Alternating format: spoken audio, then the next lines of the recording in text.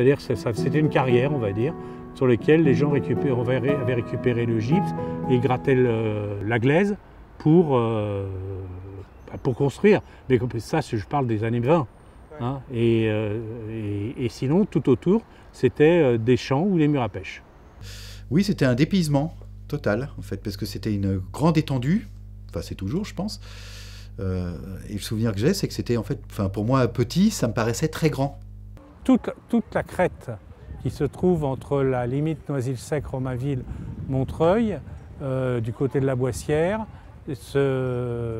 était couverte de végétation, boissière, bois. Et il y avait un petit bois hein, qui était là, qui a été défriché. Et même les rues en face qui descendaient sur ce qui est maintenant l'autoroute A3 et où il y avait je pense des horticulteurs, parce que j'ai le souvenir que mes parents, enfin ma mère achetait des fleurs et peut-être même des légumes du jardin. Enfin, je suis pas sûr, mais des fleurs certains. Je me souviens très bien être allé sur les rues en pente en face de l'hôpital, en descendant là, il y avait on achetait directement dans des jardins. Pour moi, c'était une vie urbaine, de banlieue avec de l'espace, mais pas du tout rurale. Il y avait ces petites baraques qui sont plus semblables à des bidonvilles qu'à une véritable petite ville rurale ou un village, où il y avait encore quelques espaces verts, je dirais plus des terrains vagues. Et sur ce terrain vague, il arrivait que ponctuellement, il y avait des fêtes foraines, des forêts qui venaient. À côté de ce terrain vague, il y avait une petite cité qui ressemblait aux petites cités ouvrières, des petites maisons avec des jardins. Après la guerre, ça se bidonvillise. C'était un bidonville avec toutes les caractéristiques du bidonville de l'époque. On n'avait pas la palette de bois dit les bâches bleues, donc c'était fait avec des tôles ondulées, avec des morceaux de bois de récupération, avec des sommiers, et les toitures étaient faites avec des bidons d'huile qui étaient coupés en deux à la cisaille et qui après faisaient des tuiles totalement inoxydables, parce qu'en acier graissé. Là où il y a la cité des Ramenas, et d'ailleurs l'antenne de quartier, je crois, hein, c'est ça. C'était des maisons, il y avait plein de sentiers en fait qui traversaient donc de la rue Saint-Denis enfin plein de sentiers, je sais plus combien parce que c'est trop lointain pour moi. Donc sentiers vraiment à l'ancienne, tout poussiéreux avec des vieilles baraques de gens pauvres. Hein. C'était des maisons, je pense, en bois parce que c'est trop lointain pour me rappeler en détail, mais je pense que c'était des maisons plutôt en bois. J'ai pas le souvenir vraiment de verdure. Enfin, il y avait un peu de verdure, mais pas spécialement jolie. Voilà, ça n'avait pas un charme particulier. Ils ont commencé à raser le quartier juste après notre départ. L'idée a germé dans l'esprit de certaines personnes de se dire on va prendre notre destin en main, c'est-à-dire qu'on va construire nous-mêmes. Dans un premier temps, c'est ce qui s'est passé à Montreuil, côté du parc Montreux. Bénière et ses amis ont commencé, ont demandé un terrain. La ville leur a donné un terrain pour 1 €. Ils ont commencé à construire leurs immeubles eux-mêmes, c'est-à-dire ils ont fait les fondations, les murs, ils ont tout fait.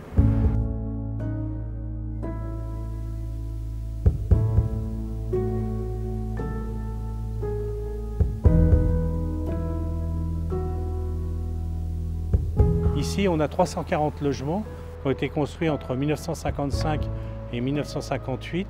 Toute la main-d'œuvre, qui n'est pas entre guillemets trop spécialisée, est assurée par les futurs habitants. Le gros œuvre étant traité à une entreprise, parce que là on n'est pas dans des petits bâtiments, des bâtiments de 9 étages. C'est un immeuble qui est construit en structure béton, poutres et poteaux, et le reste c'est du parpaing. Et du parpaing qui était fabriqué en place avec ce qu'on appelait une table vibrante, c'est-à-dire que sur la table il y avait un moule qu'on remplissait de béton. C'était vibré et ensuite on avait le parpaing. C'était un parpaing qui était un parpaing plein. Et pour construire ça, il a fallu des centaines de milliers de parpaings. L'idée des castors, c'est donner son temps, hein, c'est sa main-d'œuvre à la communauté pendant 8 ou 10 heures par semaine. Et ce, pendant toute la durée du chantier. Je me souviens, enfin, même si j'étais trop jeune pour connaître la profession des gens, mais c'était des professions plutôt catégorie moyenne, on va dire. Les gens qui ont construit venaient de tout horizon, mais c'était surtout, ici, ça a été surtout des pompiers. Au début, c'était des pompiers. Mais bien sûr qu'il y avait des gens qui pouvaient être comptables, instituteurs ou autres, bien sûr. Je me souviens qu'il y avait pas mal de... Il y avait quelques gendarmes, des pompiers, des banquiers, enfin des gens qui avaient des professions déjà assez... enfin d'un niveau moyen, quoi. C'était pas forcément des ouvriers, contrairement à ce qu'on pourrait penser par rapport à ce grand bâtiment énorme qui maintenant passerait pour une cité bas de gamme. À l'époque, je pense que c'était pas le cas.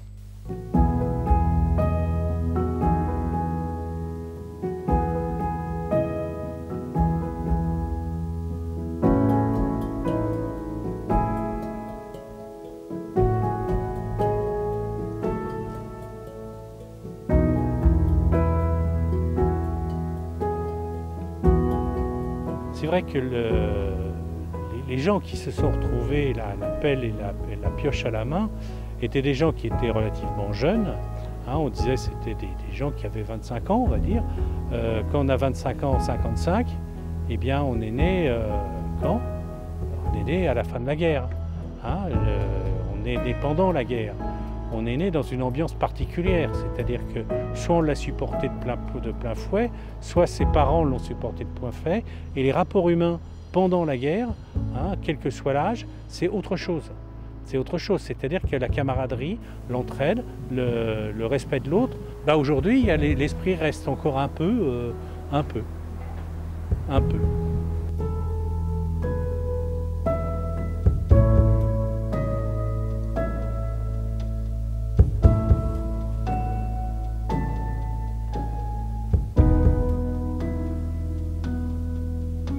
À la fin, quand les immeubles sont terminés, les appartements sont tirés au sort.